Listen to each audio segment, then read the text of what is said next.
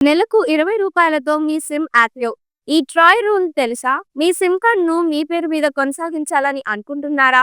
అయితే నెలకు రూ. 20తో రీచార్జ్ చేసుకుంటే సరిపోతుంది. మనలో చాలా మంది రెండేసి సిమ్‌లు వాడుతుంటారు.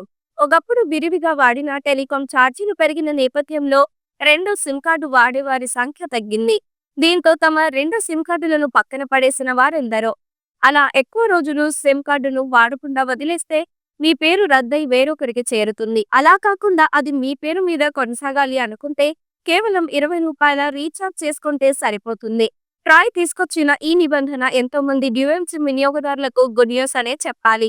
సిమ్ కార్డును కాల్స్, ఎస్ఎంఎస్, డేటా వాడకుండా ఎటువంటి యాక్టివ్ రీఛార్జ్ ప్లాన్ లేకుండా 90 రోజులకు మించి సిమ్ కార్డును పక్కన పడేస్తే అది డీకనెక్ట్ అయిపోతుంది. అప్పుడు మీ టెలికాం ఆపరేటర్ ఆ సిమ్ కార్డును మీ పేరు నుంచి డీరిజిస్టర్ చేసి వేరొకరికి కేటాయిస్తారు. ఇలా మీ పేరు మీద సిమ్ కార్డు కొనసాగాలంటే రూ. 20 రీఛార్జ్ చేసుకుంటే సరిపోతుంది. మీరు 90 రోజుల పాటు మీ సిమ్ కార్డును వాడకపోతే మీ ప్రీపెయిడ్ బ్యాలెన్స్ నుంచి రూ. 20 కట్ అయి మీకు 30 రోజుల గడువు లభిస్తుంది. ఇలా ప్రతి నెల రూ. 20 రీఛార్జ్ చేసుకుంటే మీ సిమ్ కార్డును యాక్టివ్‌గా ఉంచుకోవచ్చు. జియో, ఎయిర్టెల్, వోడాఫోన్ ఐడియా, బిఎస్ఎన్ఎల్ వినియోగదారులు ఈ సదుపాయం వినియోగించుకోవచ్చు. ఒకవేళ ఆ నెలలో ఏదైనా కారణంతో మీ ఖాతాలో రూ. 20 రీఛార్జ్ చేసుకోకపోతే 15 రోజుల గ్రేస్ పీరియడ్ లభిస్తుంది.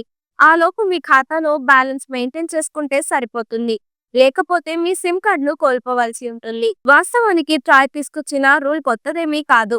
ఈ ఆటోమేటిక్ నంబర్ రిటెన్షన్ స్కీమ్ కు ఎప్పటి నుంచో ఉంది. దీనిపై సరైన ప్రచారం లేకపోవడంతో చాలా మంది రెండో సిమ్‌ను తమ పేరు మీద కొనసాగించేందుకు ప్రతి నెల పెద్ద మొత్తం పెట్టి రీఛార్జ్ చేసుకుంటున్నారు. అదే పోస్ట్‌పెయిడ్ ఖాతాల విషయంలో అయితే 3 నెలలకు రూ. 177 చెల్లించాల్సి ఉంటుందని నిబంధనలు చెబుతున్నాయి. ఈ వీడియో మీకు నచ్చినట్లయితే లైక్ చేయండి. మరికొన్ని లేటెస్ట్ న్యూస్ కోసం వెంటనే మన ఛానల్‌ను సబ్స్క్రైబ్ చేయండి. ఈ వీడియోపై మీ అభిప్రాయాన్ని కామెంట్ రూపంలో తెలియజేయండి.